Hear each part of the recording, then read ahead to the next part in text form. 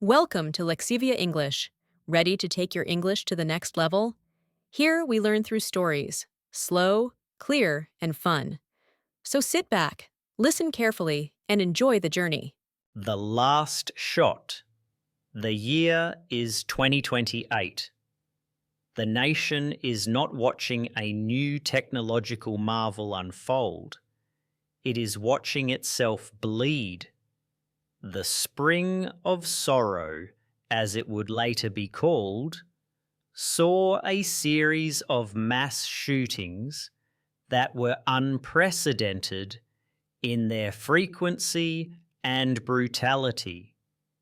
A music festival in Austin, a string of suburban malls in Ohio, and finally, a coordinated attack on 3 elementary schools in a single morning in Florida.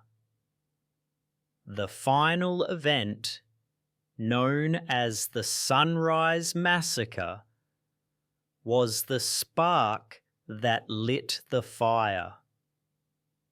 For the first time, the national grief was not followed by the usual cycle of thoughts and prayers, heated debate, and then inevitable inaction.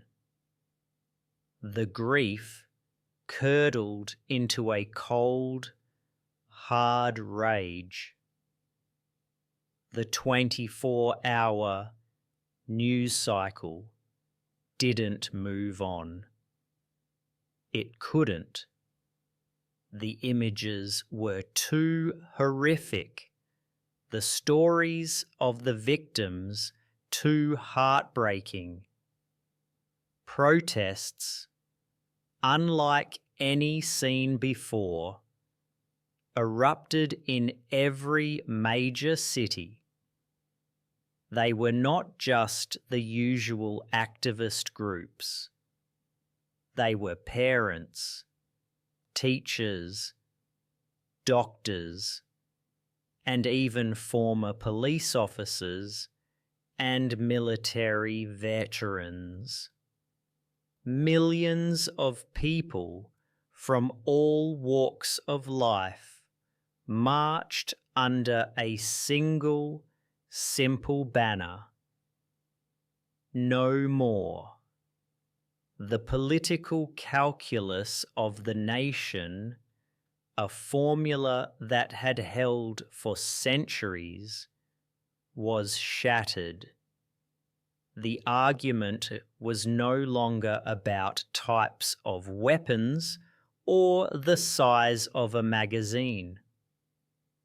The conversation had shifted to a place that was once unthinkable: a total ban.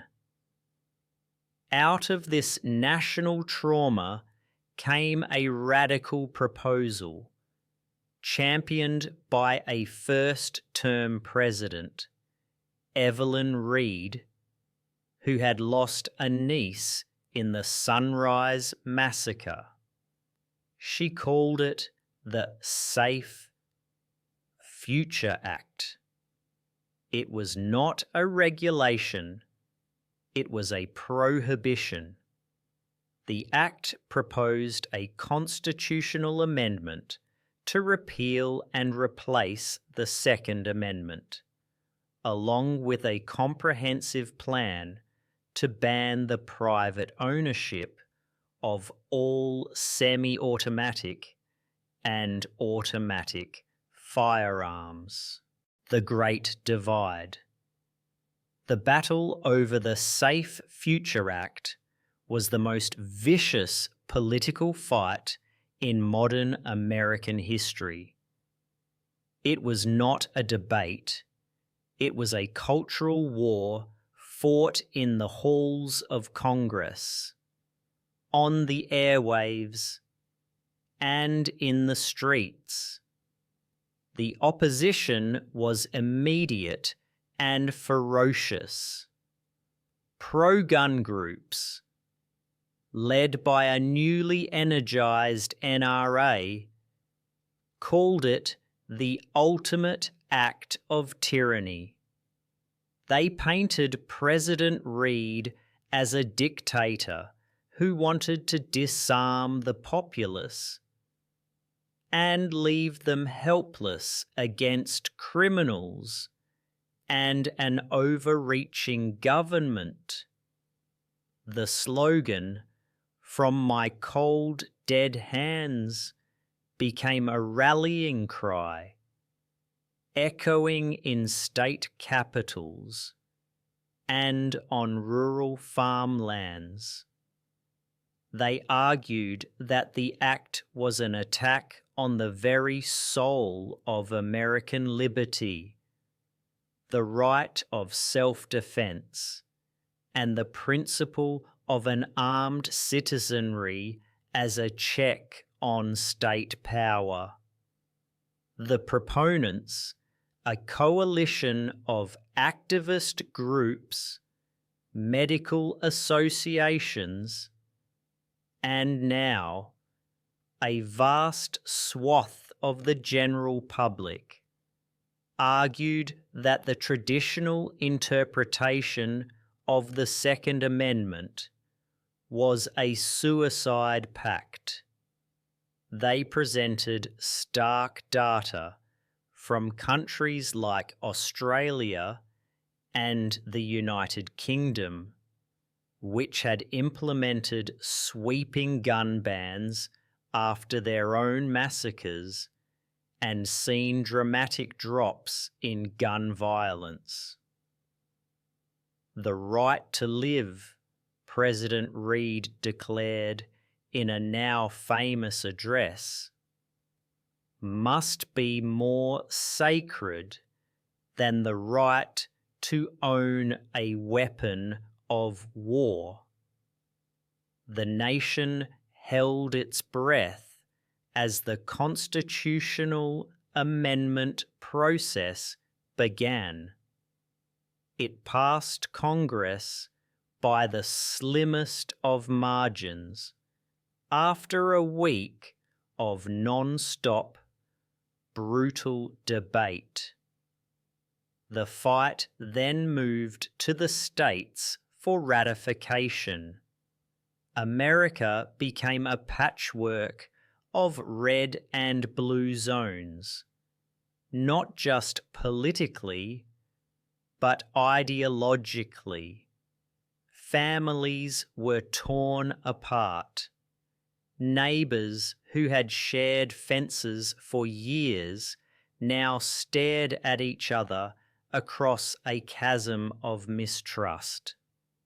The ratification, achieved a year later by a single state's vote, did not end the division. It carved it into stone. The National Buyback.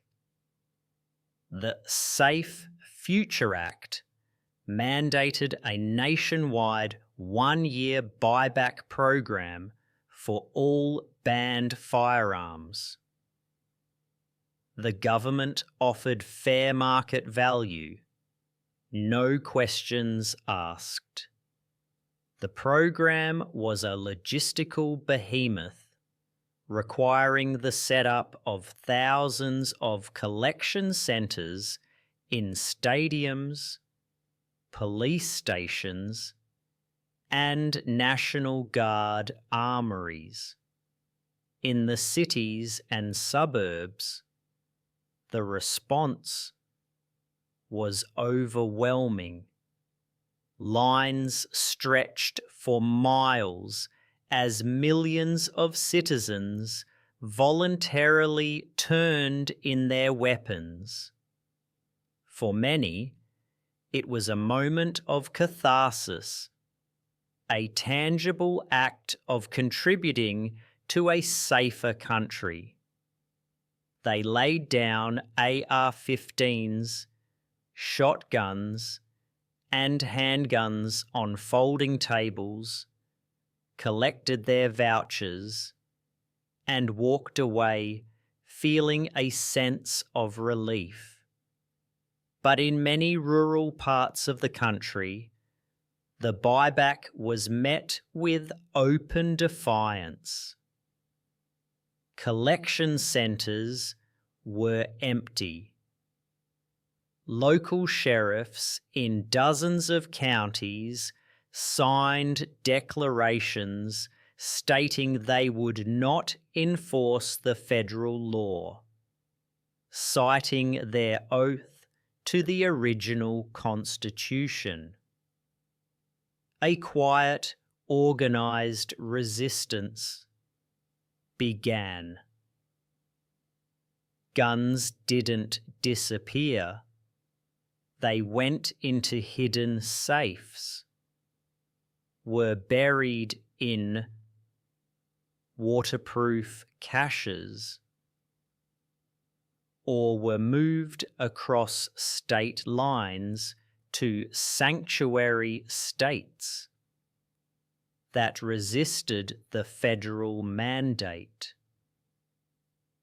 The ghost gun market, untraceable firearms made from kits, exploded. A new black market, fed by stolen and hidden weapons, began to flourish. An uneasy peace. 5 years after the ban, America was a different country. It was, by some key metrics, safer. Mass shootings had vanished from the headlines. The daily toll of urban gun violence had decreased significantly. Emergency rooms were no longer overwhelmed with gunshot wounds. Children practiced fire drills, not active shooter drills.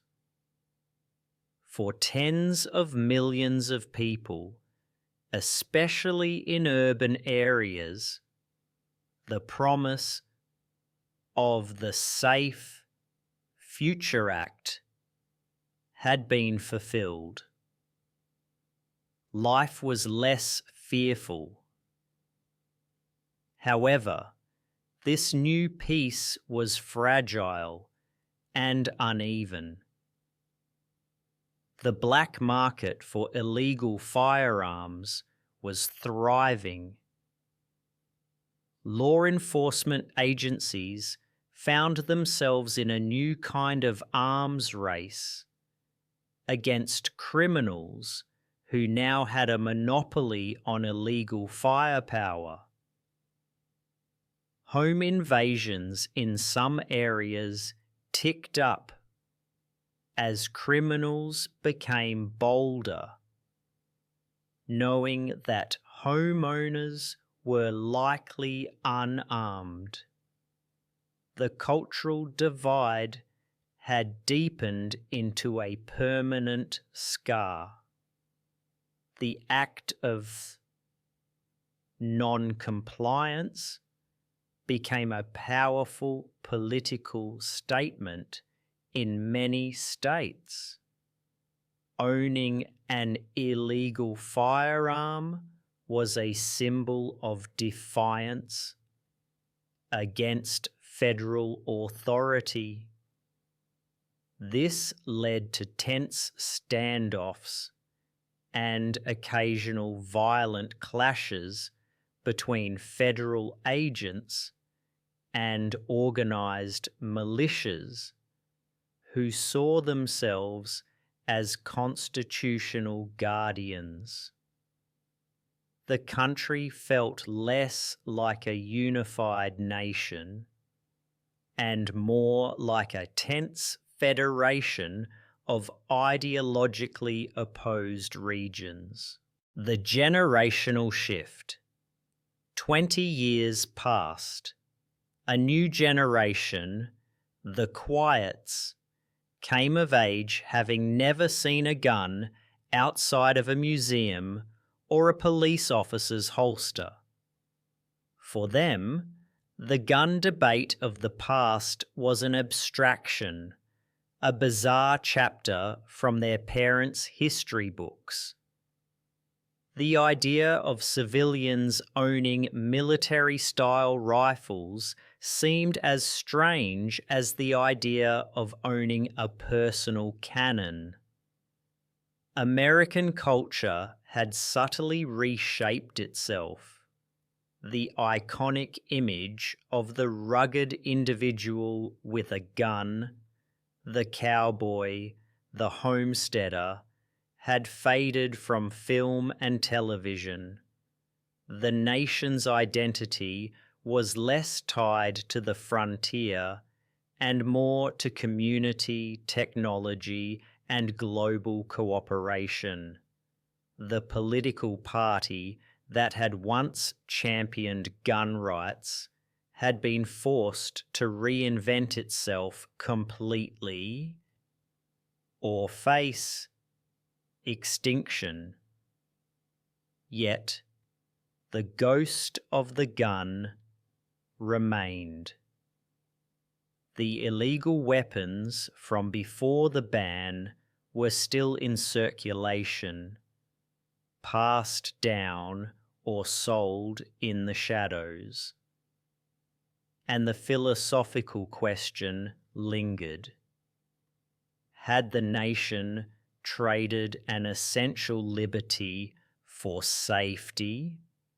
Tourists visiting from other countries would often ask, "Is it true that you all used to carry guns?" The question itself highlighted the profound transformation, the echo in the valley. The year is 2076, the 300th anniversary of the United States. The Safe Future Act is a settled fact of life. The country is, by and large, peaceful and prosperous. The fierce debates of the 2020s are analysed by historians who argue about whether the ends justified the means. The story of the ban is often told through the tale of two places. New York City, which once had thousands of annual gun crimes, became one of the safest megacities on Earth. Its residents couldn't imagine a return to the old days. And a small fictional town in the mountains of Montana called Liberty's Stand, which became the center of the resistance. For years, it was a no-go zone for federal agents, a community built on the principle of armed defiance. It took a long, tense siege and a negotiated disarmament in the late 2040s to bring it into compliance. The town still exists, a quiet, resentful place where the memory of the great betrayal is passed down through generations. The final choice. The story of the gun ban never truly ended. It simply became part of the complex, ever-evolving American narrative.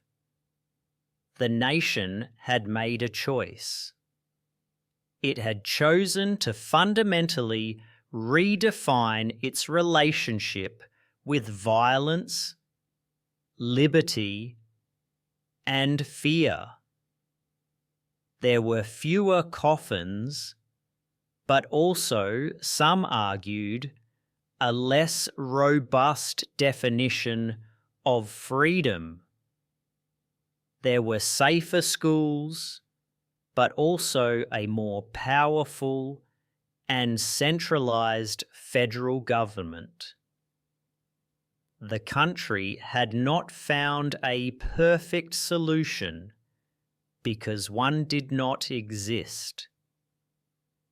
It had simply traded one set of complex problems for another. The ultimate question, was it worth it, was never answered with a simple yes or no. The answer depended on who you asked, where they lived, and what they valued most. The echo of the last shot fired in the old America never completely faded. It remained as a faint, persistent ringing in the nation's ears, a permanent reminder of the awesome, terrible, and irreversible power of a nation to choose its own future.